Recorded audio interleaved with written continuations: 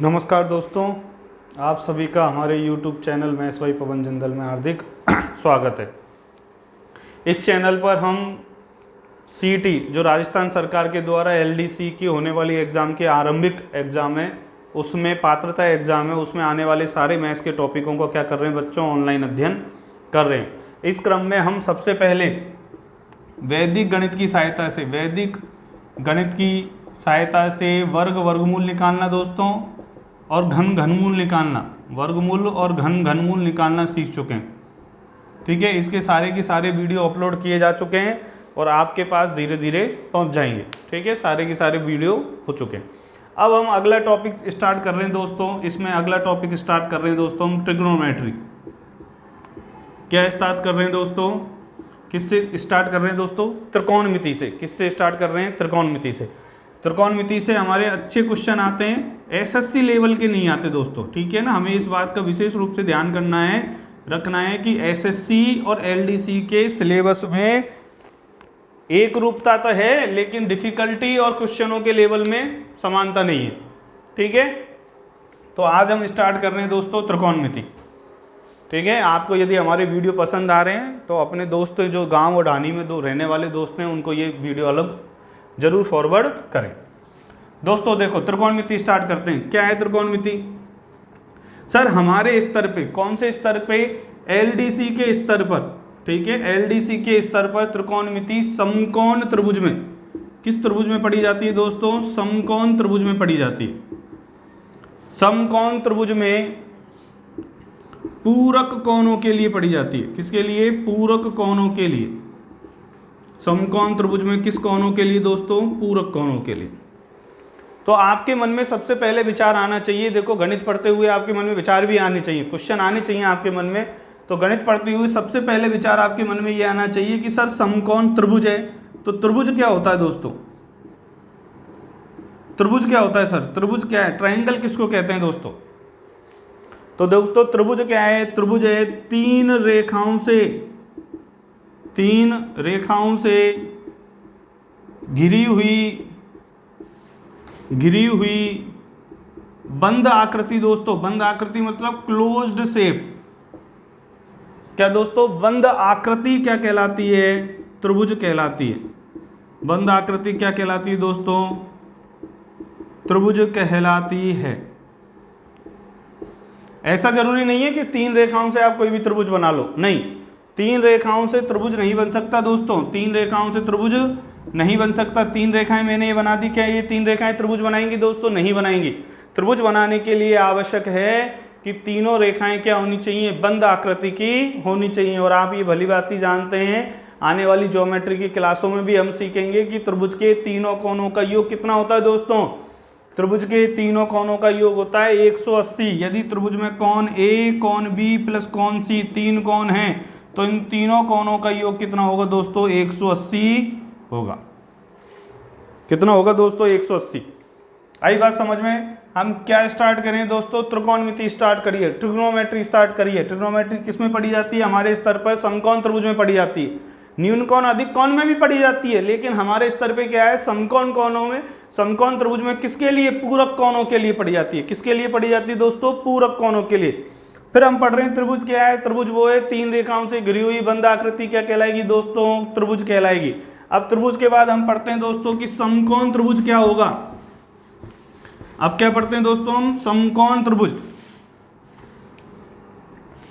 समकोण त्रिभुज क्या होगा? समकोण त्रिभुज होगा दोस्तों एक ऐसा त्रिभुज जिसमें एक कोण कितने डिग्री का हो दोस्तों? 90 डिग्री का हो। कितने डिग्री का हो? 90 डिग्री का हो। क्या कहलाएगा? समकोण त्रिभुज कहलाएगा।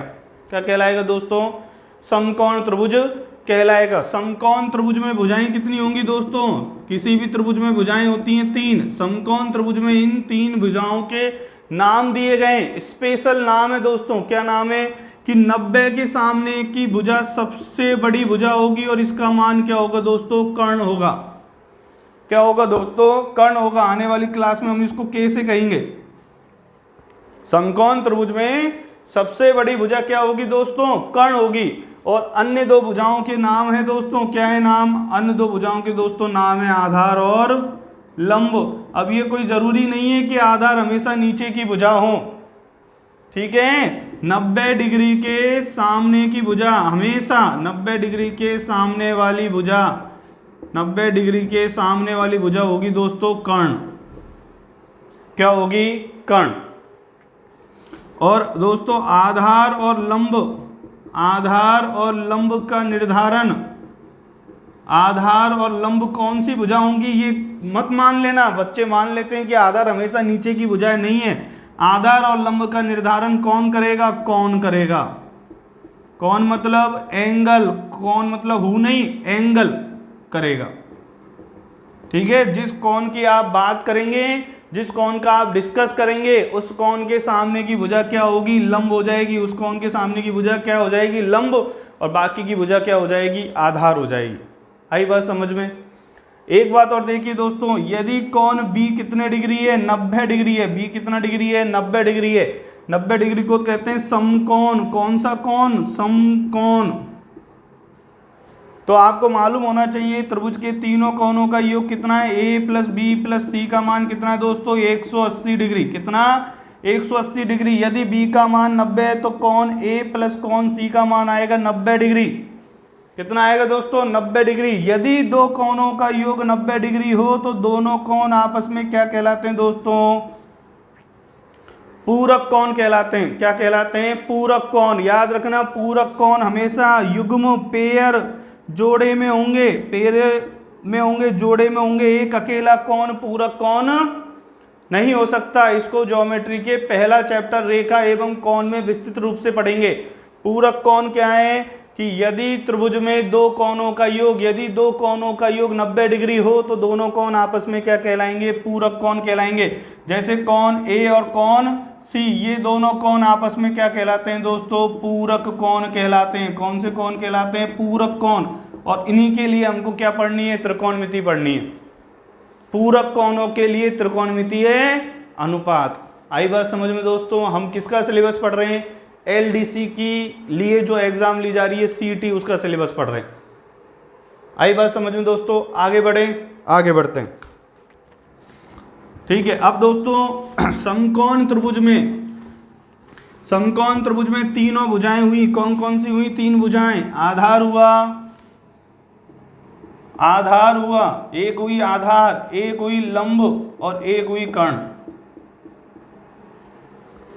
इन तीनों भुजाओं में, इन तीनों भुजाओं में संबंध है दोस्तों। क्या संबंध है?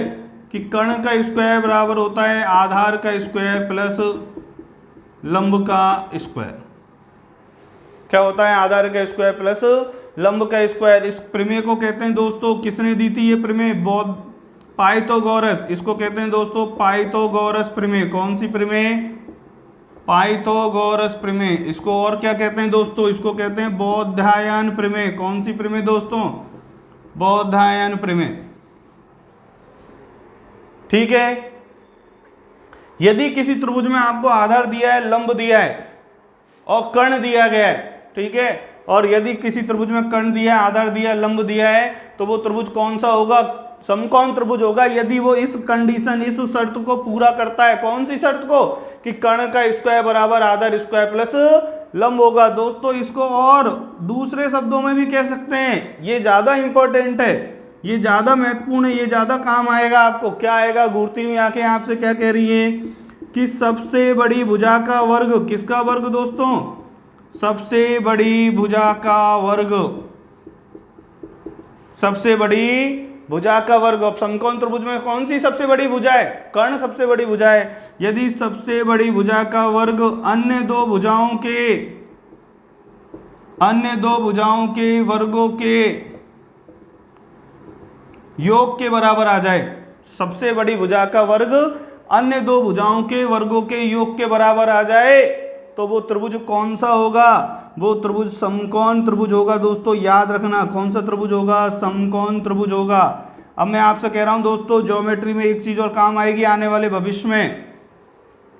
यदि किसी त्रिभुज की सबसे बड़ी भुजा का वर्ग बराबर आ जाए अन्य दो भुजाओं के वर्गों के योग के, तो त्रिभुज होता है समकोण त्रिभुज। और यदि सबसे बड़ी भुजा का वर्ग बड़ा आ जाए अन्य दो भुजाओं के वर्गों के योग से, तो वो त्रिभुज होता है अधिक कोण त्रिभुज। कौन सा त्रिभुज दोस्तों? अधिक कोण। बड़ा आ जाए तो अधिक, छोटा आ जाए तो न्यून, और बराबर आ जाए तो क्या? समकोण।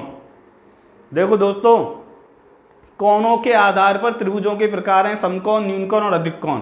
लेकिन यदि हमको भुजा देखकर पूछा जाए कि बताओ ये त्रिभुज कौन सा है, तो आप कैसे बताएंगे? ऐसे बताएंगे।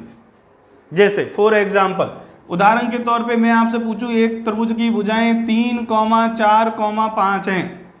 एक त्रिभुज की भुजाएं क्या है दोस्तों? 3, 4, 5 हैं। और आपसे पूछा जा रहा है बताओ ये कौन सा त्रिभुज है, तो आप कहेंगे सर सबसे बड़ी भुजा इनमें से सबसे बड़ी भुजा कौन सी है दोस्तों? 3, 4, 5 में सबसे बड़ी भुजा कौन सी है? 5। इस 5 का वर्ग करिए गुरुजी, 5 का वर्ग करने पे आएगा 25। अब अन्य दो भुजाएं 3 का वर्ग प्लस 4 का वर्ग करिए, 3 का वर्ग 9, 4 का वर्ग 16, ये कितना आ गया दोस्तों? 25। 25 किसके बराबर आ गया? 25 के बराबर आ गया। बोलो हाँ है ना? सबसे बड़ी भुजा का वर्ग, सबसे बड़ी भुजा का वर्ग, सबसे बड़ी भुजा का वर्ग अन्य दो भुजाओं के वर्गों के योग के बराबर आ गया। बोलो हाँ है ना? तो ये त्रिभुज कहलाएगा कौन सा त्रिभुज? समकोण त्रिभुज। ये भुजाएं क्या कहलाएंगी? समकोण त्रिभुज की भुजाएं। और इनमें सबसे बड़ी भुजा फिक्स है, उसका नाम होगा कर्ण, और बाकी दो भुजाओं का नाम कैसे लेंगे? जिस कोण की बात करेंगे उस कोण के सामने की भुजा क्या होगी? लंब होगी। आई बात समझ में दोस्तों? जैसे आपसे कई बार पूछा जाता है दोस्तों, क्या पूछा जाता है? एग्जाम्पल लीजिए, एक एग्जाम्पल से सीखते चलिए, प्रैक्टिस करिए। आपसे पूछा जाता है 6, 7 और 8। आपसे पूछा जाता है 6, 7 और 8 कौन से त्रिभुज की भुजाएं बनाएंगे? 6, 7 और 8 कौन से त्रिभुज की भुजाएं बनाएंगे? तो बताओ दोस्तों, सबसे बड़ी भुजा कौन सी है? 8। 8 का वर्ग करो दोस्तों, 8 का वर्ग करने पे आया गुरुजी 64। 6 का वर्ग करो दोस्तों, 6 का वर्ग करो, 7 का वर्ग करो, 6 का वर्ग करने पे आया 36, 7 का वर्ग करने पे आया 49। ठीक है दोस्तों, ये कितना आ गया? 85। क्या सबसे बड़ी भुजा का वर्ग, क्या सबसे बड़ी भुजा का वर्ग अन्य दो भुजाओं के वर्गों के योग से बड़ा है, बराबर है, या छोटा है? सर सबसे बड़ी भुजा का वर्ग छोटा है, 64 छोटा है किससे? 85 से दोस्तों। तो ये वाला त्रिभुज कौन सा बनेगा? न्यून कोण त्रिभुज बनेगा दोस्तों। कौन सा त्रिभुज बनेगा? न्यून कोण त्रिभुज बनेगा। कौन सा त्रिभुज बनेगा दोस्तों? न्यून कोण त्रिभुज बनेगा। इस टॉपिक के बारे में आने वाली क्लासों में और विस्तृत जानकारी लेंगे। ये ज्यामिति का टॉपिक है दोस्तों। आई बात समझ में? आगे बढ़ते हैं।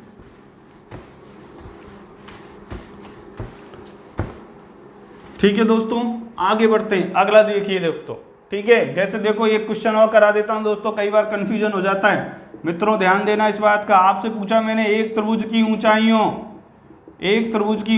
का अनुपात, एक त्रिभुज की ऊंचाइयों का अनुपात कितना है? 3:4:5 है दोस्तों। कितना है? 3:4:5 है। अब आप क्या करते हैं दोस्तों? हड़बड़ी करते हैं एग्जामों में, क्वेश्चन को ध्यान से नहीं पढ़ते। और फिर मैं बच्चों से पूछता हूं, मैं कहता भी हूं क्लास में कई बार कि 200 में से कितने करके आए हैं गुरुजी? 167।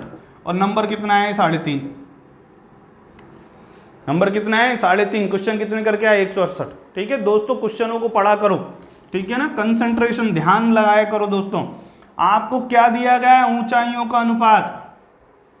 क्या अभी हमने जो संबंध पढ़ा वो ऊंचाइयों में संबंध पढ़ा? नहीं, अभी हमने जो संबंध पढ़ा वो भुजाओं में संबंध पढ़ा है। ठीक है, और आपको ये बात याद होनी चाहिए कि भुजाओं का संबंध, भुजाओं में जो संबंध होता है वो रेसिप्रोकल, उल्टा होता है। किसमें? त्रिभुज की ऊंचाइयों में। त्रिभुज की ऊंचाइयों में जो संबंध होता है भुजाओं के संबंध से उल्टा होता है। यदि ऊंचाइयों का संबंध 3:4:5 है, किसका दोस्तों? ऊंचाइयों का। तो भुजाओं का दोस्तों, भुजाओं का क्या आएगा? उल्टा आएगा दोस्तों। उल्टा कीजिए, 1:3, 1:4 और 1:5।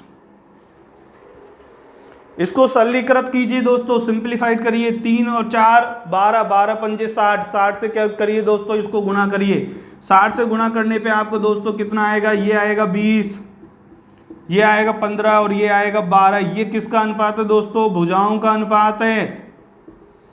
एक त्रिभुज जिसकी ऊंचाइयों का अनुपात 3:4:5 है वो समकोण त्रिभुज नहीं होगा।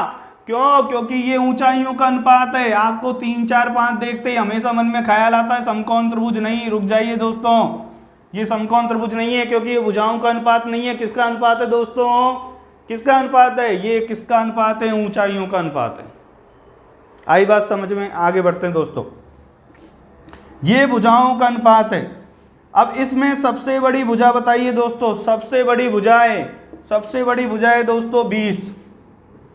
सबसे बड़ी भुजा का वर्ग करने पे आया दोस्तों 400।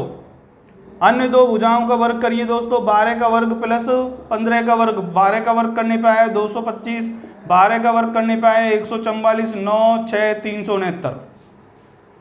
क्या आया? 369।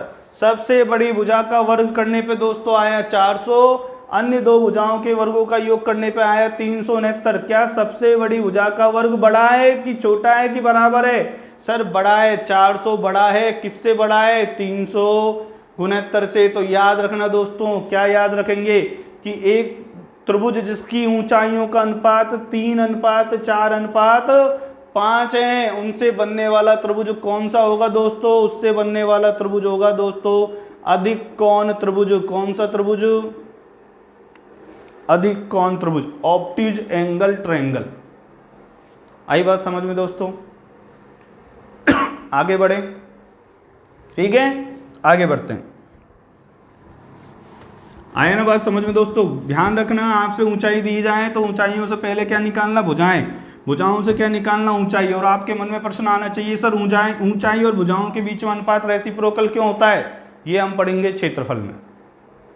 ठीक है दोस्तों, आगे बढ़ते हैं, अगली चीज सीखते हैं दोस्तों। यदि कर्ण का स्क्वायर, किसका स्क्वायर? कर्ण का स्क्वायर आधार का स्क्वायर प्लस लंब का स्क्वायर है।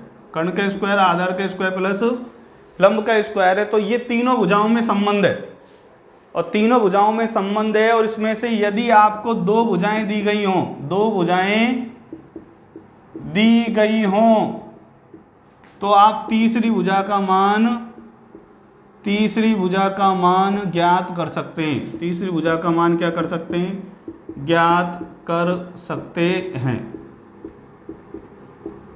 क्या कर सकते हैं दोस्तों? दो भुजाओं के मान दिए गए हों तो तीसरी भुजा का मान ज्ञात किया जा सकता है। क्यों? क्योंकि संबंध है कर्ण स्क्वायर बराबर आधार स्क्वायर प्लस लंब स्क्वायर। जैसे मान लो दोस्तों आपको कर्ण निकालना है, आपको निकालना कर्ण, तो आप कैसे निकालेंगे? कर्ण निकालेंगे आप, वर्गमूल होगा किसका?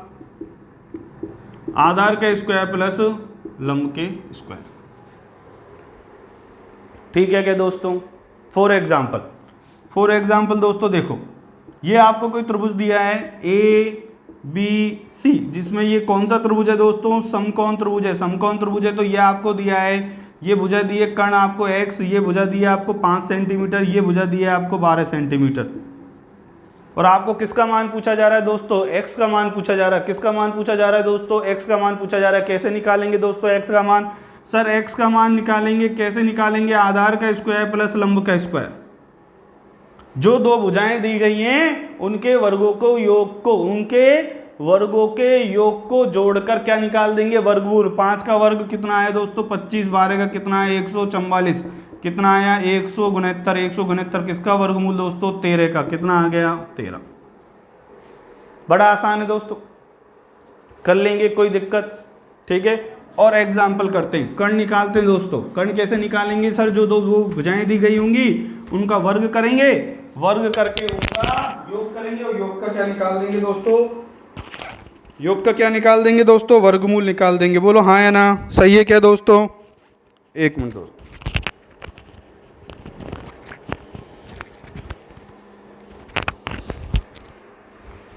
ठीक है दोस्तों, आगे बढ़ते हैं और देखते हैं दोस्तों। एक आप क्या गलती करते हैं दोस्तों, कैलकुलेशन में थोड़ी सी गलती करते हैं। देखो मैं आपको सिखाता हूं। जैसे मुझे ये भुजा दी गई 5 सेंटीमीटर, ठीक है, ये भुजा दी गई 10 सेंटीमीटर, ये मुझे दिया गया 90, और मुझे इस x का मान पूछा गया, और ये x का मान क्या है? कर्ण। तो मैंने देखा है मित्रों, आप क्या करते हैं? आप करते हैं सर x आपने बताया वर्ग करेंगे, 5 का वर्ग करेंगे दोस्तों, 10 का वर्ग करेंगे। 5 का वर्ग करने पे आप करेंगे 25, 10 का वर्ग करने पे करेंगे आप 100, 100 करने पे आएंगे दोस्तों 125, 125 125 पूर्ण वर्ग संख्या नहीं है दोस्तों, याद रखना, ठीक है। 125 पूर्ण घन संख्या है। 25 इंटू क्या करेंगे दोस्तों, 5 करेंगे, 5 रूट में 5 क्या आ जाएगा ये। अब दोस्तों आपने इतनी बड़ी कैलकुलेशन कर दी। एक चीज सीखिए दोस्तों, मैं आपको सिखाता हूं, यदि भुजाएं समानुपातिक में हैं, ठीक है, यदि दो भुजाएं जो आपको दी गई हैं वो समान अनुपात में, मतलब किसी संख्या के गुणज में, गुणज मतलब मल्टीपल, मल्टीपल मतलब पहाड़ा, ठीक है दोस्तों। दो चीज होती है, एक होता है फैक्टर गुणनखंड, एक होता है मल्टीपल, मल्टीपल मतलब गुणज, गुणज मतलब पहाड़ा। 3 के कितने गुणज है, अनंत गुणज है। 3 के गुणज कितने, अनंत है। आपसे पूछा जाए 3 के गुणज बताइए, तो 3 के गुणज हो जाएंगे 3, 6, 9, 12, ये हर वो संख्या जिसमें 3 का भाग जाए। लेकिन मैं आपसे पूछूं 3 के गुणनखंड, तो गुणनखंड वो ही संख्या होंगी जिनका 3 में भाग जा सके। 1 का जाएगा और 3 का जाएगा। 6 का जाएगा क्या 3 में भाग, 9 का जाएगा क्या, नहीं जाएगा, पूरा पूरा भाग जाना चाहिए, ठीक है दोस्तों। जो 3 के गुणज हो, जैसे इसमें 5 के गुणज है, 5 गुणा में 1 और ये 5 गुणा में 2 है, तो दोस्तों याद रखना कर्ण का मान तो 5 तो आएगा ही आएगा, अनुपात तो हमेशा बना रहेगा। बाकी का जो काम करना है वो किसमें करना है, 1 का वर्ग और 2 का वर्ग, 1 का वर्ग 1, 2 का वर्ग 4, ये कितना आ गया दोस्तों 5 रूट में 5 आ गया। इससे आपकी स्पीड बढ़ेगी दोस्तों, ठीक है। समझ में आया क्या, नहीं आया कोई बात नहीं, एक और एग्जाम्पल लेते हैं, एक और एग्जाम्पल लेते हैं दोस्तों, समझ में आएगा, बिल्कुल आएगा दोस्तों, घबराना नहीं है बस। देखो एक और एग्जाम्पल लेते हैं दोस्तों, ये त्रिभुज है ABC, ये कितना 90 डिग्री, ये 7, ये 14, ठीक है। तो दोस्तों ये क्या है, 7, 7 गुणा में 1 है, 14 क्या है 7 गुणा में 2 है, तो दोस्तों यहाँ 7 तो आएगा ही आएगा। अब क्या बचा, 1 का वर्ग 1, 2 का वर्ग 4, 1 प्लस का 4 कितना आ गया 7 रूट में 5 आ गया। कितना आ गया दोस्तों 7 रूट में 5 आया क्या समझ में। और एग्जाम्पल लेते हैं, आपको और समझाते हैं दोस्तों, और आगे बढ़ते हैं, देखो समझ में आएगा, घबराना नहीं है बिल्कुल दोस्तों। देखो मैंने लिखा यहाँ पे 3, यहाँ पे लिखा 6, आसान आसान से ले रहे हैं सर।